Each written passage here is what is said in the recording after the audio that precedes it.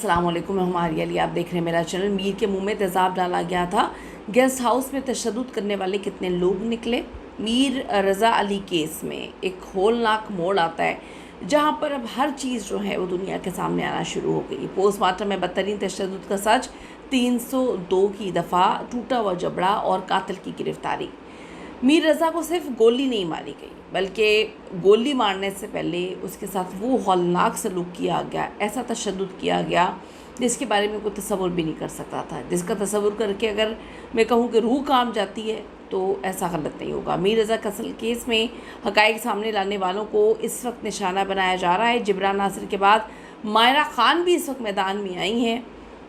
कुछ ऐसी चीज़ें जिसके बारे में आप लोगों को बहुत पहले से ख़दशा था, आज की वीडियो में इसको जो है बयान करेंगे। रिक्वेस्ट है चैनल को सब्सक्राइब करें, आपकी सपोर्ट की ज़रूरत है और आपने वीडियो को आखिर तक ज़रूर देखना है। मीर रज़ा के मैदे से तेज़ाब की मौजूदगी के शवाहिद मिले हैं।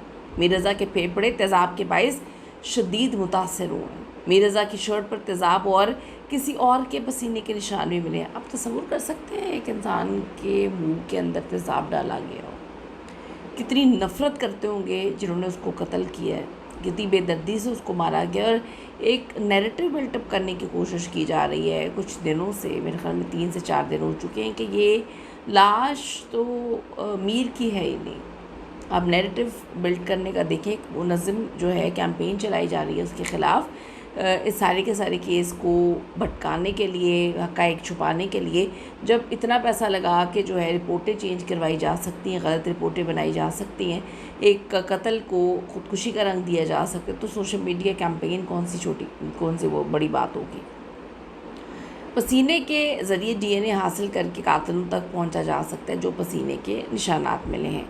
मीर रज़ा के हाथों और पैरों पर भी तेज़ाब की मौजूदगी के असरात पाए गए। इससे साबित हुआ कि मीर रज़ा अली का कत्ल करने से पहले उसको बहुत मारा पीटा गया, शदीद तशद्दुद का निशाना बनाया गया। उन्हें ज़बरदस्ती जब वो ज़िंदा थे तेज़ाब पिलाया गया और फिर तेज़ाब से उनको नहलाया भी गया है। यही नहीं, एक बंदे का ये देखिए काम नहीं हो सकता। आप तसव्वुर करें, एक बंदा कैसे कर सकता है सब कुछ। ये मुतादिद लोगों का काम है। कत्ल, तशद्दुद के बाद लाश को यहाँ से किस तरह से वहाँ तक पहुँचाया गया और फेंका गया।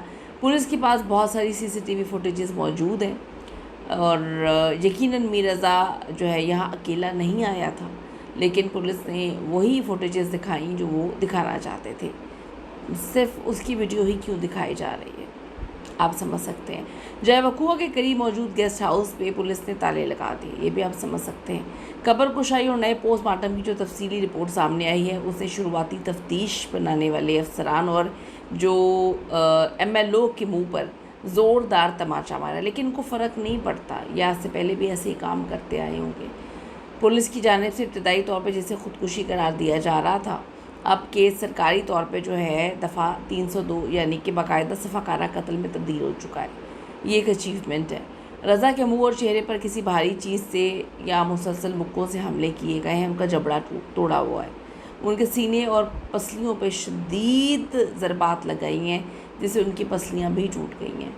ये तमाम शवाहिद साबित करते हैं कि मीर रज़ा अली को पहले जरगमाल बनाकर बदतरीन तशद्दुद का निशाना बनाया गया। उसे तशद्दुद के ज़ोर पर कुछ करवाने की कोशिश ये लोग कर रहे थे और फिर पीठ में गोली मार के उनकी लाश को नर्सरी में फेंक दिया गया। मीर रज़ा के वालिद ने इंकशाफ किया कि बेटे के कत्ल के बाद से उनका बिज़नेस पार्टनर गायब है। 10 दिन हो गए हैं, बिज़नेस पार्टनर कहाँ पर है? आप में से अगर किसी को इस सवाल का जवाब पता है तो ज़रूर बताएं। और मेरे ख़्याल में वो बता रहे हैं कि वो बचपन का दोस्त है, बचपन का दोस्त गायब है, वो बिज़नेस पार्टनर है, वो फैमिली के साथ खड़ा नहीं हुआ, वो कहाँ पर है? वो कितना मुलव्वस है? पुलिस ने उसको ढूंढने की कोशिश क्यों नहीं की? गेस्ट हाउस के मुलाजमीन से क्या तहकीकात हुई? वो कहते हैं हमें तो कुछ भी नहीं बताया जा रहा। उन्होंने कहा कि गेस्ट हाउस की CCTV भी अब तक सामने नहीं आई है। तो बताया तो पुलिस किसी को कुछ नहीं रही। तो ये समझ नहीं आ रही कि पुलिस बता किसको रही है, पुलिस कर क्या रही है। यहाँ पर जो वज़ीर दाखिला सिंध हैं, उनकी कहानी उन्होंने जो है वो प्रोग्राम में बोला है कि मीर रज़ा कत्ल केस पे जुडिशल कमीशन बनाने का फ़ैसला किया गया। पुलिस सर्जन डॉक्टर समिया की वजह से सिंध हुकूमत की बदनामी हुई है। वो कहते हैं जी मामले के पीछे कोई हाई प्रोफाइल शख्सियत नहीं है। ये वजाहतें क्यों दे रहे हैं? अगर आप में से किसी को समझ आए तो ज़रूर बताइएगा। हमें तो बहुत सारी चीज़ें समझ आती हैं, लेकिन क्या करें कि कभी कभी बोल नहीं पाते। तो आपको कुछ समझ आ रही है तो ज़रूर बताइएगा। See you in the next video. लाने के बाद